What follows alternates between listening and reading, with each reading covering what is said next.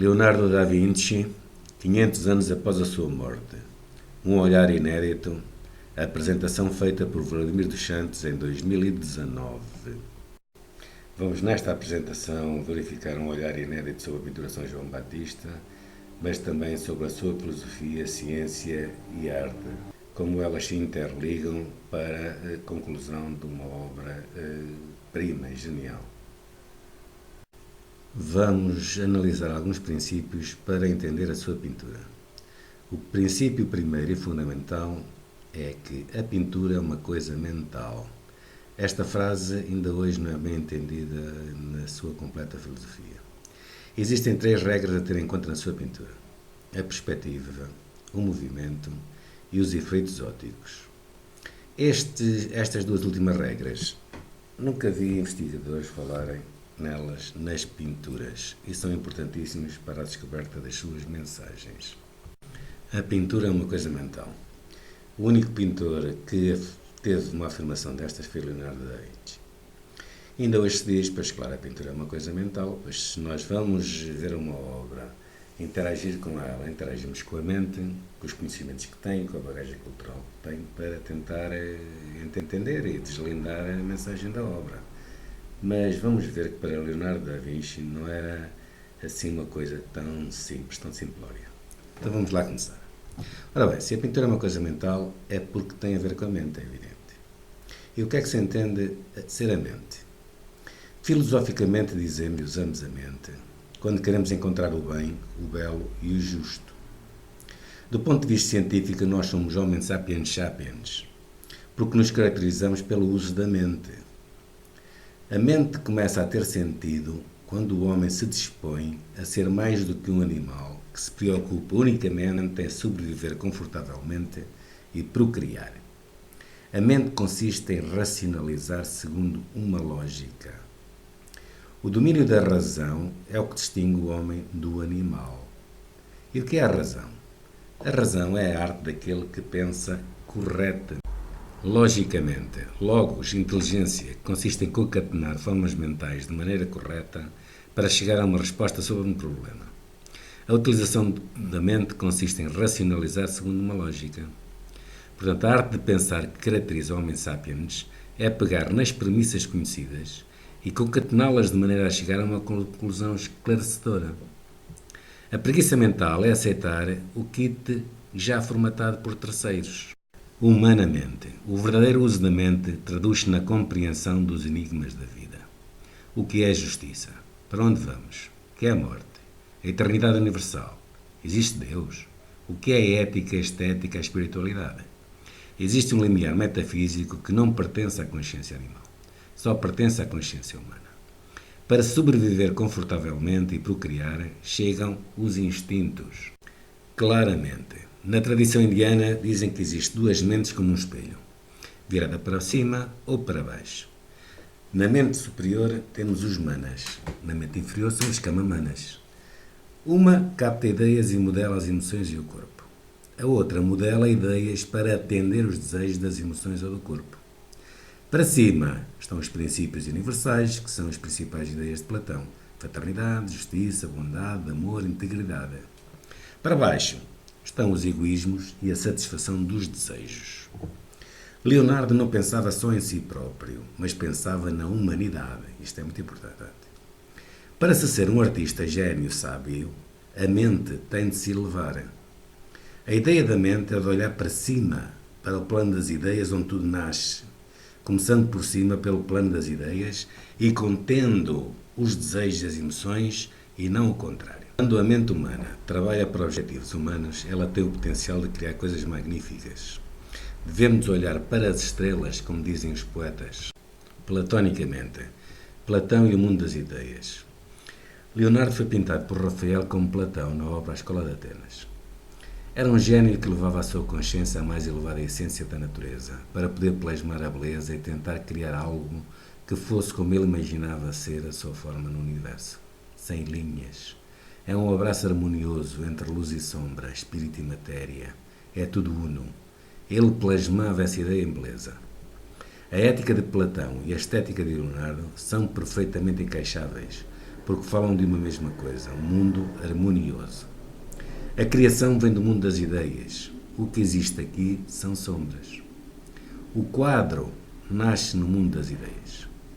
A maior ou menor habilidade do artista faz com que o quadro seja ou não uma obra-prima. E a evolução do artista é a procura da aproximação da obra à ideia, porque a ideia não morre nunca. A mente faz a ponte entre esses dois mundos. Quais das minhas ideias são realmente minhas? Eu pensei algo, desenvolvi um processo lógico de reflexão. Cheguei a uma conclusão sem que ninguém interferisse ou influenciasse. Eu criei essa ideia. A maior parte das ideias que existem são kits formatados. As pessoas que chegam a conclusões certas foram as que pensaram por si mesmas e não as que foram na onda. A mente serve para nos construirmos como seres humanos. Quando o homem alimenta essa fonte interior que gera os seus pensamentos, ele se torna em algo como um gênio. Porque aquele que se constrói a si mesmo como um homem moral, humano, quando se despega do egoísmo e da imoralidade, já é genial. Quando tudo o que pensa e sente vem só do coletivo, o homem é banal. Não se conhece a si próprio. Não sabe quem ele é. É um estranho para si mesmo. A mente não é utilizada ordenadamente. Ter ideias próprias, poucas mas lúcidas, e estarmos comprometidos com elas. Construtivamente. Ideias totalmente originais são raras. Saber selecionar, adaptar, refletir, mergulhar nas ideias é uma reflexão. Querer saber é uma curiosidade. Saber querer é moldar a personalidade segundo ideias lúcidas. Alinhar as ideias segundo um objetivo, um alvo. Alinhar a vontade e a personalidade. Bom uso mental, acima e em baixo. Contagiosamente. Vícios, preguiça, maus hábitos contagiam a mente. As virtudes só se adquirem por um processo consciente. Para ir cima, para a elevação da mente, só com um esforço consciente. Para baixo, para os vícios, preguiças e maus hábitos, todos os santos ajudam. Espiritualmente, só fica na mente superior o sumo das nossas experiências. Hermeticamente, tudo nasce num plano mental e se reflete no mundo. Gera sombras. O que está em cima está em baixo. Dedicadamente. Uma circunferência desenhada a preto, com um ponto no centro. Se fizermos uma concentração prolongada, passado algum tempo só se vê o ponto do centro da circunferência e não a própria circunferência. Comandar o plano mental. Dominar a mente. Motivação para utilizar a mente. Filosoficamente. Vamos agora falar do idealismo platónico. Esta filosofia é muito importante para quem quiser entender a base da construção das pinturas de Leonardo da Vinci, muitas delas. Portanto, estejam muito atentos àquilo que é dito aqui, porque é a partir daqui que Leonardo constrói as mensagens das suas pinturas. Ora bem, o idealismo platónico consiste basicamente em uma distinção entre conhecimento sensível, inferior e enganoso, que seria obtido pelos sentidos do corpo, e outro conhecimento inteligível, superior e ideal, que esse seria a verdade sobre as coisas. O conhecimento sensível estaria na nossa realidade material. O conhecimento inteligível seria aquele que estaria no mundo das ideias e das formas, e que permite o nosso acesso ao ser e à essência de algo, que seria imutável, ao contrário da aparência, que pode enganar-nos. O mundo das ideias ou das formas seria a realidade intelectual, verdadeira, eterna e imutável, que pode ser acessada apenas por meio da capacidade racional do ser humano. Nessa instância estariam as essências das coisas, os conceitos, as ideias fixas e imutáveis que descrevem essencialmente cada ser ou objeto existente. O mundo sensível seria a realidade com a qual nos defrontamos em nosso mundo prático, que experimentamos. Essa realidade sensível é ilusória e enganadora, pois as aparências enganam. O idealismo platónico é o que há de mais marcante em sua obra, com base na noção de que o conhecimento das ideias ou formas puras, imutáveis e perfeitas, é o único conhecimento verdadeiro, aquele que é obtido pelo intelecto. Platão afirmou que o nosso conhecimento sobre a matéria que é obtido pelos sentidos é enganoso. Aquilo que conhecemos por meio dos nossos sentidos corpóreos são meras ilusões causadas por nossos órgãos do sentido. Portanto, são conhecimentos inferiores. O conhecimento ideal estaria no mundo das ideias, instância metafísica racional que só poderia ser alcançada pelo nosso intelecto. Felizmente, a filosofia é a arte de viver, pois ela nasceu para isso. Filosoficamente dizemos que usamos a mente quando queremos encontrar o bem, o belo e o justo. Pensar na humanidade é a finalidade da mente humana, que é quando encaramos o nosso papel no mundo. Verticalizar o nosso potencial e pensar para cima é o que nos torna humanos. A condição humana baseia-se na fraternidade, ajudar os outros, altruísmo. Não se entrava na Academia de Platão se o cidadão não desse garantia de ter uma boa estrutura moral, bom caráter, uma boa base moral. Não se pedia conhecimento intelectual. Só é útil o conhecimento que nos torna melhores. Conhece-te a ti mesmo. Leonardo da Vinci apresenta em comum, relativamente aos artistas conceituais do futuro, a noção de que a ideia que sustenta uma obra de arte é mais importante que o produto final. Com Leonardo da Vinci, a arte faz-se instrumento do conhecimento. Vamos de seguida conhecer as regras básicas da sua pintura, que são a perspectiva, o movimento e os efeitos ópticos. Perspectiva. Leonardo distinguiu dois tipos de perspectiva. A primeira, a perspectiva feita por arte, é uma técnica geométrica para representar objetos localizados no espaço tridimensional, sobre uma superfície plana. A segunda, a perspectiva feita pela natureza, necessita de uma ciência apropriada da visão para ser compreendida. Tendo-se convencido que em tal ciência da visão, o vértice geométrico da pirâmide visual no olho precisa ser substituído por trajetórias das impressões sensoriais muito mais complexas. Vamos ver que a maior parte das obras feitas por ele é segundo esta segunda perspectiva feita pela natureza. Olhar só com um olho.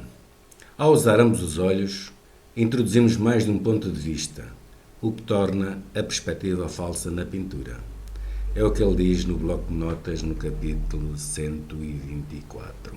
Why objects in painting can never detach, as natural objects do. Depois tem um diagrama sobre a forma dos dois olhos verem e só de um olho ver. Existe uma diferença entre visualizar objetos reais e aqueles representados na pintura. Ao olhar para a realidade, se usamos um ou ambos os olhos, os objetos estão realmente destacados do fundo e admitem que os raios visuais os atinjam, de modo a formar uma perspectiva correta de qualquer ponto em que são vistos. Mas ao ver uma pintura, não há possibilidade de variar a perspectiva, e a menos que a imagem seja vista precisamente sobre o mesmo ângulo em que foi pintada, a perspectiva em todas as outras visões deve ser falsa. Isso é observável nas perspectivas pintadas para cenas do teatro. Se o espectador está sentado na linha central do teatro, a perspectiva está correta. Mas na proporção como ele é colocado, a uma distância maior ou menor, à direita ou à esquerda dessa linha, a perspectiva parece-lhe mais ou menos defeituosa. E daí surge a necessidade de usar apenas um olho na visualização da pintura, a fim de reduzi-la a um ponto de vista. Vamos entrar agora nas duas regras mais importantes para o conhecimento das mensagens das pinturas de Leonardo da Vinci, que são o movimento e os efeitos ópticos. O movimento. Há os que veem enquanto se explica e os que não veem. Enquanto não virem o movimento que existe nas pinturas de Leonardo da Vinci, não descobrem as mensagens. O movimento é o princípio da vida. Na pintura de Leonardo existem dois tipos de movimento. O psicológico. Quanto ao fator psicológico, ele afirmou que o objetivo mais alto do artista consiste em exprimir na fisionomia e nos movimentos do corpo as paixões da alma. E o físico? Quanto ao movimento físico, ele afirmou que há tanto em mover o olho quando o objeto luminoso permanece fixo, como há em mover esse objeto quando o olho permanece fixo. Efeitos ópticos. Esta parte é fundamental entender. A luta pelo padrão adquire a sua dimensão narrativa apenas através de um modo de visualização prolongado e atento. Portanto, quem estiver interessado em conhecer as obras de Leonardo da Vinci, as suas mensagens, já sabe que vai ter uma visualização muito prolongada e sempre atenta a cogitar, a raciocinar, a analisar as ideias que tem, a voltar a ver muito tempo, atentamente, e voltar ao mesmo processo. Apenas o espectador que desata visual o nó de figuras lutadoras, refazendo seus membros entrelaçados, um espectador que participa da batalha, é recompensado com uma compreensão da ação e como ela se desdobrará. Portanto, já sabem, tem que estar muito atento àqueles pequenos detalhes, relacioná-los, entendê-los. É uma luta bastante grande, mas compensadora. Forçando o olho a mover-se, através e ao redor da unidade de corpos unidos, Leonardo manipula o processo do olhar, que ele escreve no manuscrito D como uma mudança constante do eixo natural, aumentando assim o movimento natural do olho. A percepção se estende ao longo do tempo, assegurando a participação do espectador. A força visual das imagens pintadas pode ser expressa em termos de luz física e metafórica. Como o brilho intenso move a pupila do observador, sua mente é movida, inflamada, excitada ou assustada, pela energia da pintura, seu brilho de estilo e invenção. No esfumato de Leonardo residia a força por trás da poesia das suas pinturas e o mistério que parece emanar delas. Vamos ver que o esfumato também tem uma organização própria e faz muito parte da tridimensionalidade das mensagens da pintura. Suas investigações detalhadas sobre a visão, a natureza da luz e da sombra, foram as vias de acesso para a sua ciência da pintura. Vamos então ao cerne da questão, que é a descoberta do esfumato, do movimento, dos efeitos ópticos, da mensagem que estão contidos na pintura denominada de São João Batista. São João Batista. No Evangelho segundo João, o Batista foi enviado por Deus para dar testemunho da luz. João também avisava que enquanto ele batizava com água, esse alguém que viria após ele batizaria com Espírito e com fogo. Isso significa que não haveria meio termo. O Messias traria salvação e juízo. A severidade e urgência da mensagem de João Batista podem ser notadas na sentença.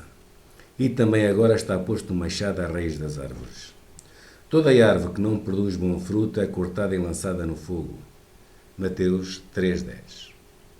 É claro que essa mensagem estava plenamente de acordo com alguém que havia sido escolhido por Deus para preparar o caminho daquele que, em sua mão, tem a pá para limpar a eira, separar o trigo no celeiro e queimar a palha com fogo inextinguível.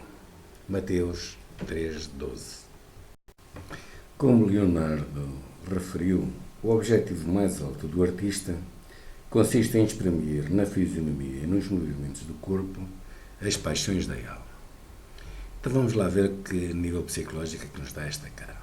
Tem cara de santo, é um brincalhão, é um falso, é um pecador, será um mentiroso, um gozão ou simplesmente uma pessoa normal. O olhar penetrante e misterioso, que nos desafia a tentar compreender o que nos quer dizer, correspondem ao de um São João Batista santo ou a um São João Batista pecador. Iremos descobrir isso mais tarde. E o que parece ele então querer transmitir? Do meu ponto de vista, o olhar suave e penetrante e o sorriso misterioso, malicioso e a cara com um tom irónico de desafio, parecem querer dizer: julgas que é uma coisa e ele é outra. Julgas que sabes tudo e não sabes nada. A partir de agora, todos os slides com a pintura devem ser vistos só com um olho. Ora, vamos então começar a estudar a pintura São João Batista. Eu trouxe aqui esta imagem porque ela tem um desenho particular no pulso esquerdo de São João Batista. Portanto, esta imagem pode nos ajudar a revelar o teor da mensagem. Peço-vos só para verem onde ela se encontra e o seu enquadramento com as outras mensagens, com as outras imagens. Portanto, temos aqui ao lado direito uma série de imagens, para além do pulso, não é? Porque o pulso tem este contorno e depois, para além do pulso, tem uma série de desenhos. Olhem bem para esses desenhos. Uma das particularidades é quanto mais a gente aprofunda o olhar, mais a gente vê os detalhes que fazem diferença. Portanto, nas pinturas da Vinci nós temos que parar bastante tempo, estar muito atentos, ir buscando aqueles pequeninos risquinhos e cada vez que a gente olha, vê mais e vê mais e vê mais. Temos que estar muito atentos e uma atenção muito prolongada sobre o quadro, cada vez aprofundando mais, vendo mais as pequeninas coisas, porque aí é que vão residindo as diferenças. Portanto, este desenho já cá está há 500 anos. Ninguém o referiu até hoje. Não sei porquê. Ou porque não ligam, ou porque não estudam, ou porque ninguém se interessa. E, portanto, vamos tentar nós analisar e tentar descobrir o seu comportamento perante a mensagem e vamos lá ver se conseguimos, ok? Vou, a partir de agora, mostrar particularidades da pintura cuja força expressiva podem confirmar a teoria da minha mensagem final. Sob pena de quem não aceitar a minha narrativa ter a obrigatoriedade de apresentar uma alternativa sobre o seu significado, dado que nas pinturas de Leonardo da Vinci nada é feito sem que seja um contributo para a compreensão da mensagem existente na obra. Este desenho que aqui está no pulso esquerdo de São João Batista. Ampliando esse desenho, verificamos que são uma série de linhas, não é? Formam pequenos objetos geométricos e que têm lá no meio uns pontos vermelhos. O que é que isto poderá ser? Sabendo que todos os detalhes que existem nas obras fazem sentido para que seja compreendida a mensagem da pintura, por que razão se encontra este desenho no pulso esquerdo de São João Batista? O que é que poderá ser este desenho? Que contributo poderá trazer para a mensagem? Vou deixar aqui uns segundos para que a gente possa analisar, portanto, esta imagem aumentada. E peço para que olhem para a parte mais que tem aqueles pontos ali vermelhos para tentarem decifrar o que é que poderá ser. Muito bem, vamos para a frente para analisar melhor então esta questão. Ora bem, fui buscar à internet uma imagem que me parece idêntica à imagem que vimos há bocado, aumentada, do desenho que se encontra no pulso esquerdo de São João Batista. No sentido de se fazer uma comparação entre as imagens, para verificar se realmente os desenhos são parecidos. O que nós vemos aqui, embora uma esteja mais acinzentada, esbranquiçada, e a outra esteja mais um cinzento escuro, avermelhado, ou com uns toques de preto, o que a nível das figuras geométricas, dos desenhos, não me causa nenhuma confusão intelectual ou algum desconforto aceitar como parecido ou parecidas as duas imagens. Os objetos geométricos são idênticos, a não ser que uma esteja cinzenta e a outra esteja mais escura. De resto, julgo que os dois desenhos, a nível da sua composição geométrica, são parecidos. Ora, continuamos aqui com as duas imagens, só que agora acrescentei ali uma legenda do lado direito, na imagem que fui buscar à internet e pus lá, foto de madeira queimada. Ora bem, isto realmente é uma foto de uma madeira totalmente queimada e já com o fogo extinto. Do lado esquerdo, continuam as mesmas figuras geométricas do lado direito. Poderia-se supor que, fosse qualquer coisa queimado, mas ainda a queimarem, uma vez que o tom é escuro e avermelhado e, portanto, não está uma situação em que, o fogo ainda não se extinguiu. Ora, continuamos aqui com as duas imagens e para continuar a fazer comparação.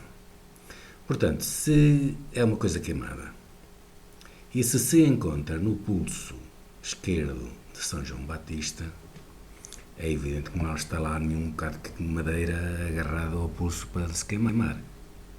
Portanto, o pulso de São João Batista está envolto em fogo ao ponto de lhe queimar o pulso. Mais ainda, posso afirmar que aqueles pontinhos vermelhos que ali estão ainda é uma brasa que está a arder naquele ponto, ainda está a deitar um fuminho branco e consegue iluminar aqueles vermelhos que estão ali à volta, ainda ilumina a área toda à volta daquela brasinha que ainda está a arder.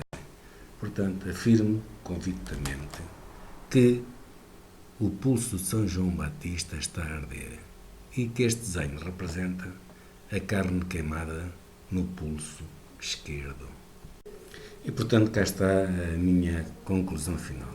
Segundo a minha experiência, é a carne queimada que se encontra no pulso esquerdo do São João Batista.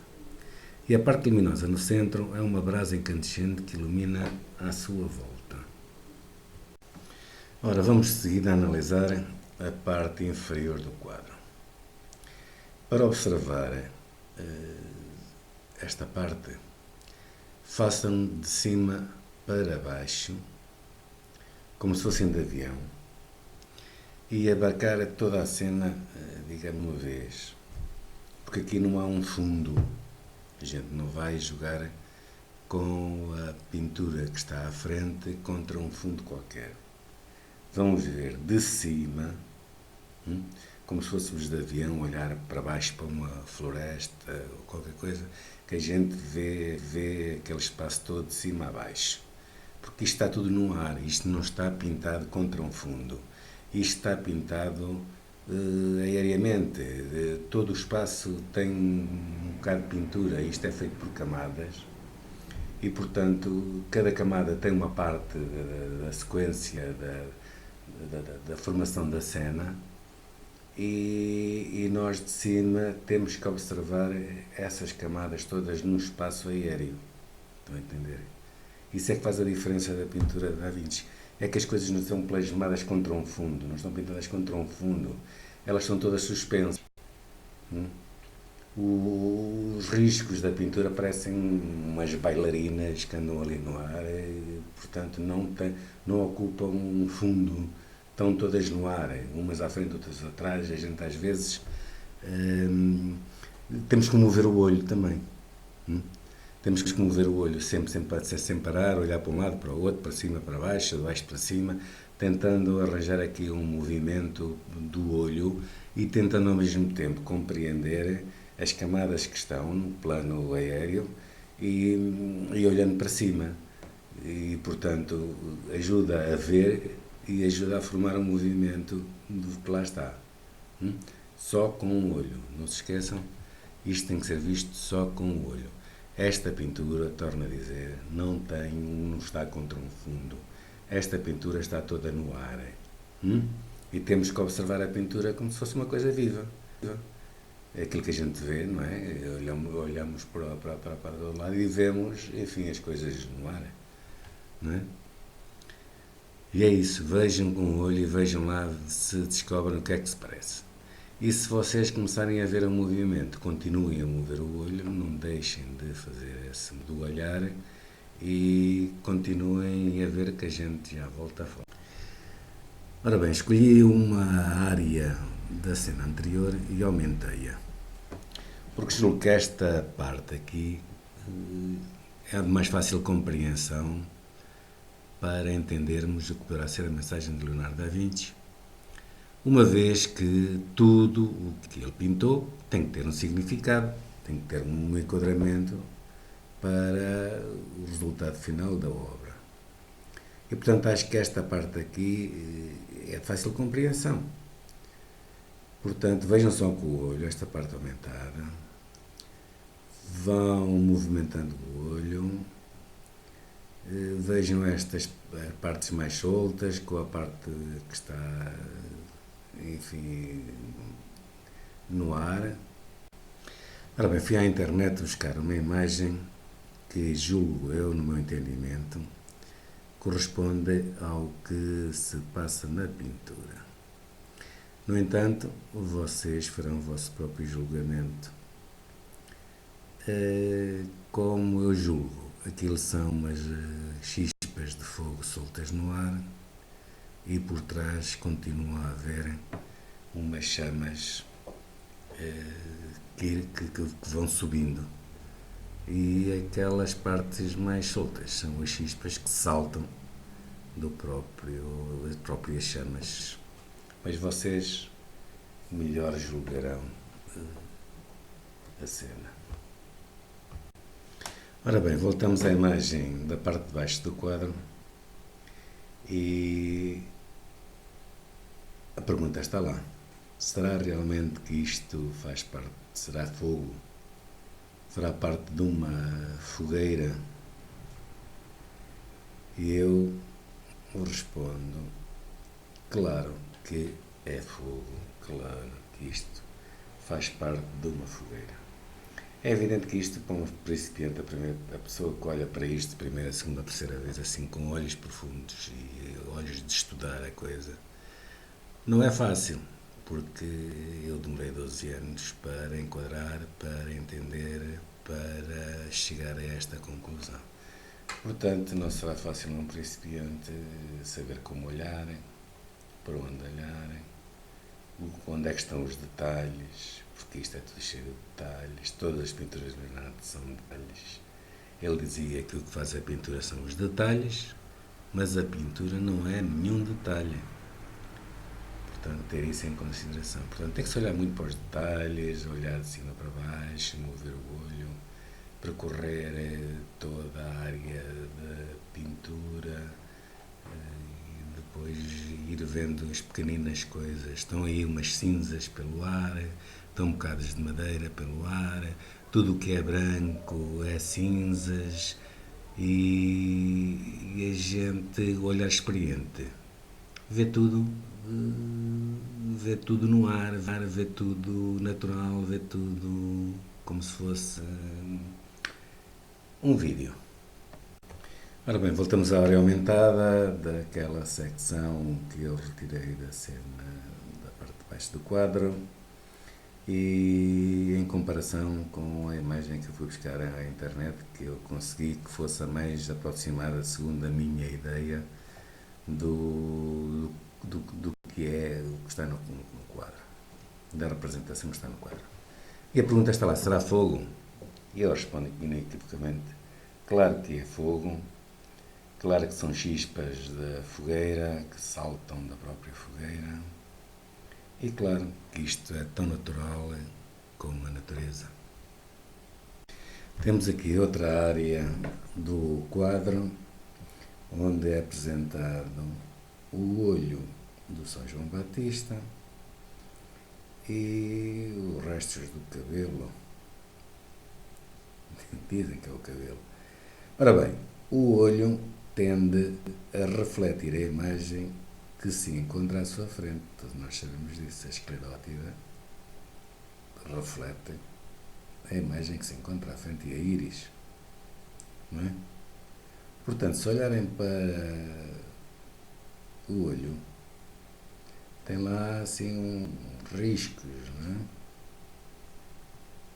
O que é que será? O que é que vos parece que será? E aqui na parte esquerda, de baixo para cima, nós vemos também ali uns riscos soltos, não é? Parecem umas aves ali a voar, parecem umas gaivotas a subir, não é? Ora bem, o que é que poderá ser? Que significado terá e o que é que poderá ser? Escolhi uma área que eu julgo também ser de fácil compreensão e aumentei-a. Portanto, olhem bem para ela, vão subindo com o olho, tentem que esta área fique mais brilhante, porque o nosso olho tem essa capacidade de tornar aquelas partes, aqueles riscos, aquelas parecem pássaros que ali andam, mais brilhantes. Olhem bem e vejam lá o que é que poderá ser. Ora, mais uma vez, fui à internet buscar uma imagem o mais semelhante possível àquilo que eu julgo que se passa ali. Embora não tivesse encontrado realmente uma imagem que me satisfizesse, esta é a mais aproximada.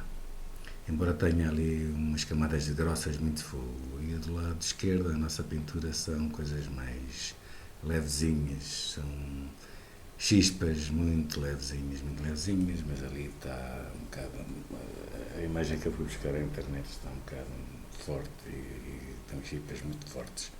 De qualquer das maneiras, o que é que vos peço? Façam lá a comparação entre as duas imagens.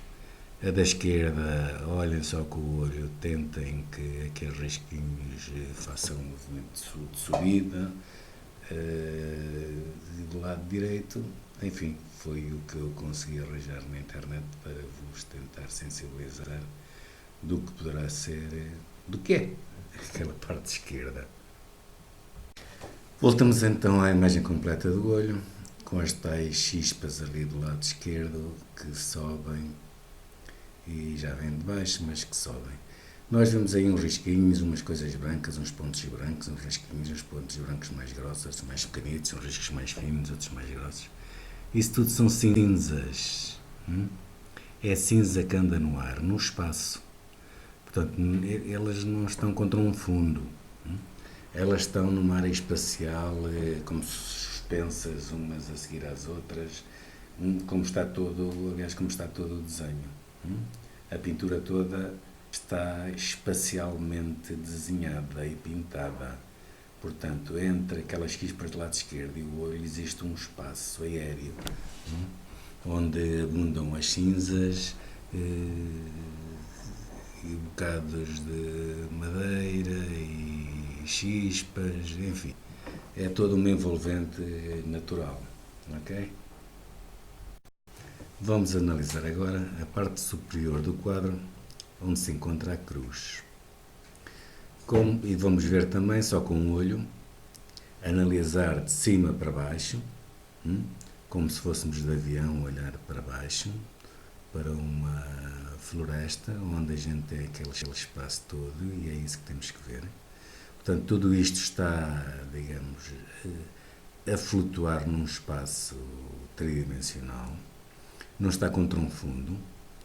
Vamos ver de cima para baixo, e como se tudo estivesse num cubo, está tudo ali dimensionado. É uma área espacial onde nós observamos tudo. E por vezes, se a gente for tentar espreitar, andarmos com a cabeça para a esquerda e para a direita, tentar espreitar por trás, quase que a gente tem a percepção que consegue ver lá por trás, porque as coisas estão todas no ar, como já disse, parecem umas bailarinas a dançar no ar, e, portanto isto não está contra um fundo, isto não está, o primeiro plano não é esparrachado contra o fundo, está tudo no ar, né? Isto é uma tridimensionalidade, portanto, e é assim que a gente tem que ver, né? Vão movendo o olho aqui da direita para a esquerda, de cima para baixo. E o que é que acontece aqui? Se vocês forem vendo, isto está cheio de pontinhos que vão da direita para a esquerda e ocupam toda a área superior do quadro. Toda ela está cheia de pontinhos, pontinhos, pontinhos, pontinhos, de cima a baixo, da esquerda para a direita, e depois aparecem uns risquinhos, risquinhos por todos os lados, umas partes mais grossas, e portanto há aqui parece que um movimento que vai da direita para a esquerda. E vai no sentido daquela diagonal da cruz. Portanto, tem a cruz, tem o pau que vem para cima e tem outro que faz os braços da cruz. Portanto, nessa diagonal, da diagonal, de uma ponta à outra da diagonal, e no sentido da direita para a esquerda, portanto, forma-se aí um espaço tridimensional, e para cima e para baixo, e já vem de trás também, mas há esses risquinhos todos, e quando chegam perto da cruz eles formam-se mais, tem ali muito mais risquinhos ali à volta da cruz. Vamos lá ver o que é que vos parece, o que será, qual é o significado destes pontinhos todos que vão da direita para a esquerda, acima para baixo. Ele está todo cheio, uma ponta a outra, desses risquinhos, não é? Como se sabe, são detalhes que a pintura da Da Vinci tem e que ajudam na compreensão da mensagem. Portanto, isto tem que ter aqui algum significado. Esta coisa não está aqui feita só por estar, não é um defeito. Isto é um efeito muito forte para a compreensão desta mensagem. Tem é que se estudar a fundo, olhar muito bem para estes detalhes e tentar perceber o que é que se passa aqui. Temos aqui a mesma imagem aumentada para se perceber melhor os tais pontinhos que ocupam toda a cena, de cima a baixo, esquerda para a direita, toda esta área está cheia destes pontinhos. Depois tem os riscos, como eu disse há bocado, portanto ela está aumentada para se perceber melhor o que se passa aqui. E o que é que vos parece? Segundo a minha ideia, eu pergunto, serão fagulhas ou chispas de fogo pelo ar? Aqui já não existe chama, já não existe fogo verdadeiro, que é aquelas fagulhas, faíscas, que existem quando as chamas se vem o vento, e o vento forte começa a limpar as chamas e a fazer aquilo tudo em chispas. Portanto, começa a arrancar aqueles bocados de madeira e a levar aqueles bocaditos de madeira com fogo tudo pelo ar. É aquilo que eu sei que é. Temos aqui duas imagens. Uma que é aquela que vimos que é da cena, da cruz, e a outra que eu fui buscar à internet para mostrar, para vos fazer entender o que é que se passa naquela cena. Portanto, é uma imagem das tais fagulhas ou faíscas que acontecem quando vem o vento e começa a levar aqueles bocados de madeira tudo pelo ar. Portanto, é o que eu julgo que está a acontecer ali àquela cruz. Eu não sei o que é o que está a acontecer àquela cruz. E quando o vento toca cruz, portanto, na cruz de madeira propriamente dita, faz ali uns vórtices à volta da madeira, uns vórtices fortes, e o vento forte leva as chispas todas para o lado esquerdo, no sentido oblíquo dos braços da cruz, por todo o espaço aéreo. Portanto, isto não há um fundo, isto é uma superfície que tem que se ver de cima, porque ela abrange toda a área da cruz e mais além, não é? Tudo o que seja de uma ponta à outra está cheio dessas fagulhas, porque já vem de trás.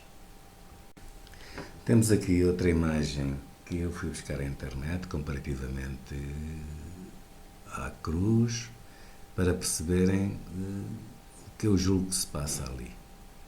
Como vocês sabem, eu procurei as imagens mais aproximadas, portanto não é bem aquilo que se passa ali no lado da cruz, porque são chispas mais pequeninas, mas eu também não sou animador, não tenho nenhum curso de animação gráfica, porque senão fazia uma coisa em condições. Portanto, tive que me socorrer das imagens mais aproximadas que encontrei na net.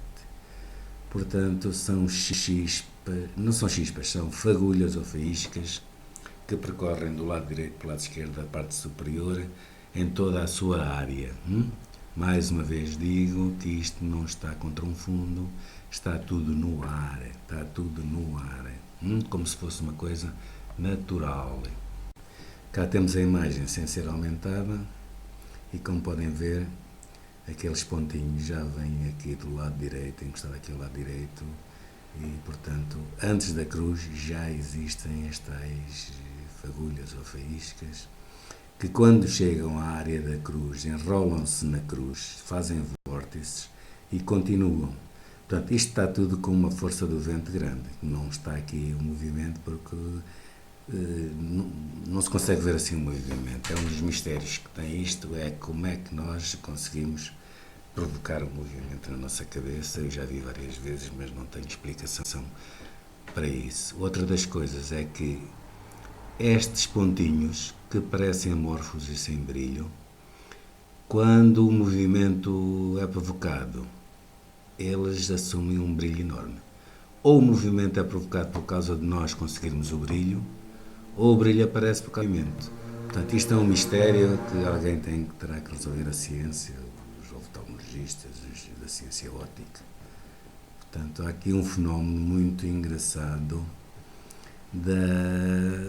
da criação do brilho nestes pontinhos todos.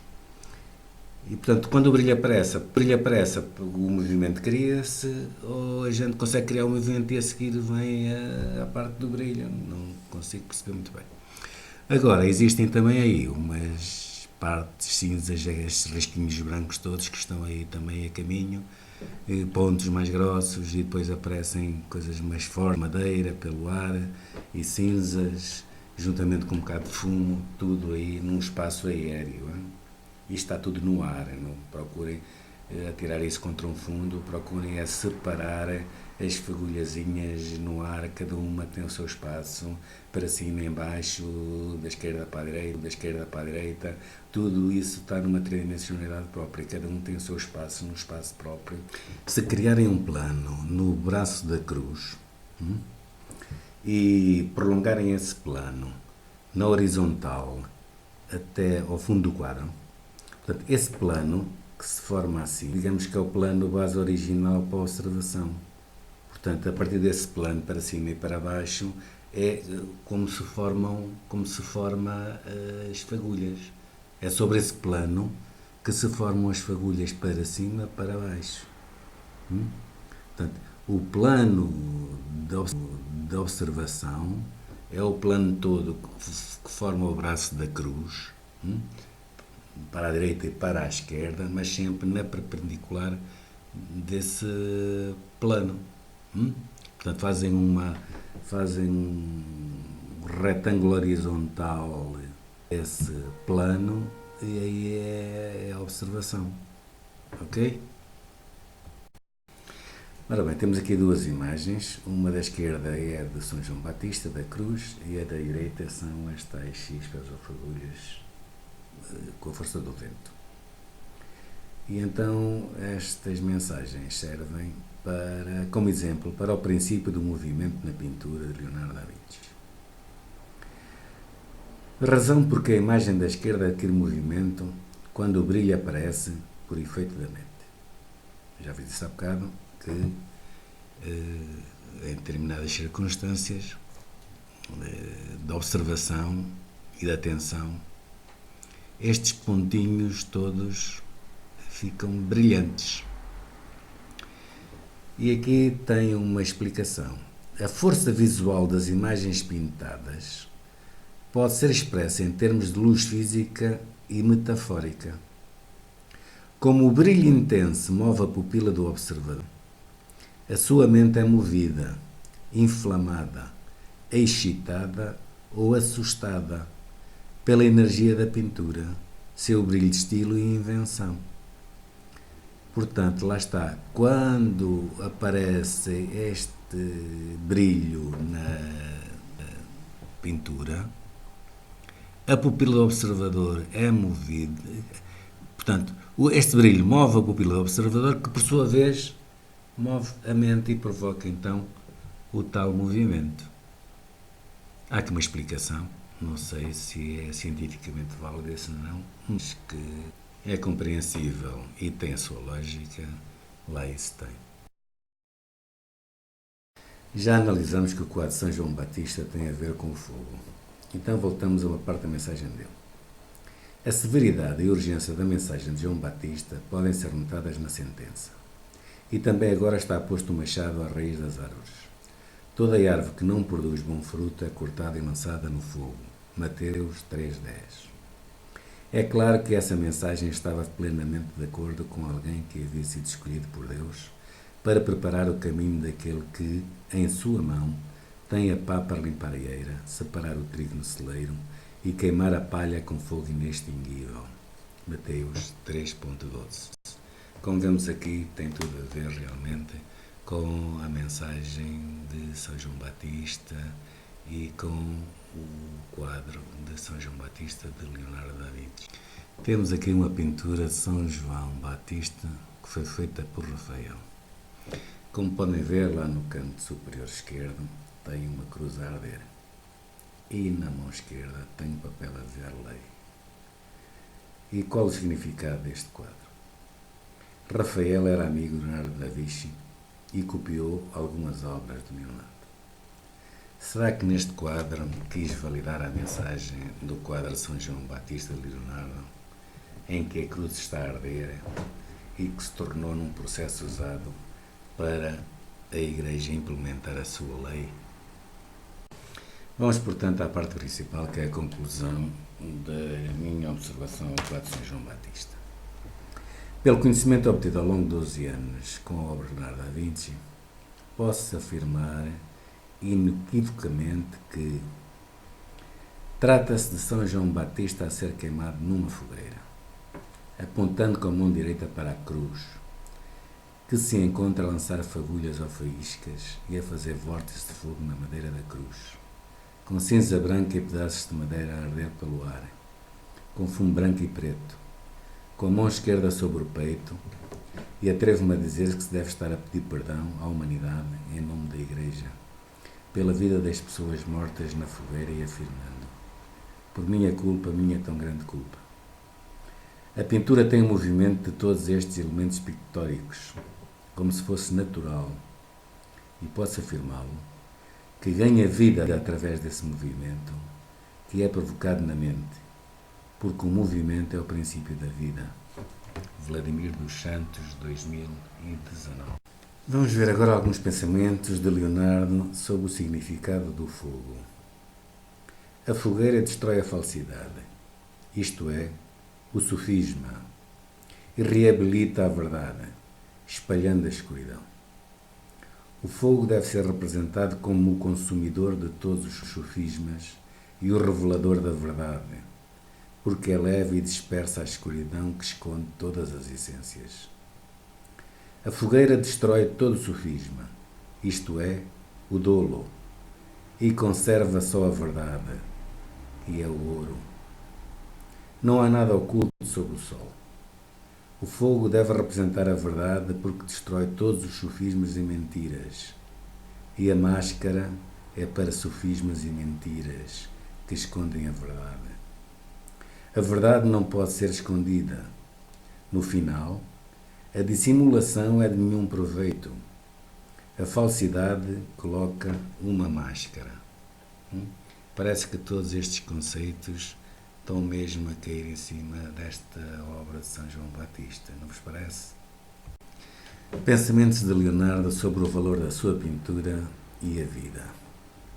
E tu, ó homem, que quando olhas para este meu trabalho sobre esta maravilhosa obra da natureza e pensas que seria um ato de maldade destruí-lo, pois eu acho que é muito mais perverso tirar a vida de um homem. E se esta minha estrutura te parece uma obra milagrosa de arte, lembra-te que não é nada comparada com a alma que habita nela. Pois, em verdade, seja ela qual for, é divina. Vamos, então, morar na sua obra e na sua boa vontade, e não deixar que a tua raiva ou malícia destrua uma coisa tão grande como a vida, porque quem não a valoriza, não a merece. Pensamentos mesmo a calhar para esta obra de São João Batista. Pensamentos de Leonardo acerca de Deus. Nosso corpo está sujeito ao céu e o céu está sujeito ao espírito. O grande amor provém do perfeito conhecimento da pessoa amada. E se não sabes isso, podes amá-la, mas pouco ou nada. E se o amas pelo ganho que podes obter a partir dele, e não pela sua virtude suprema, és como o cão que abana o rabo e mostra sinais de alegria, pulando em direção a ele para receber um osso.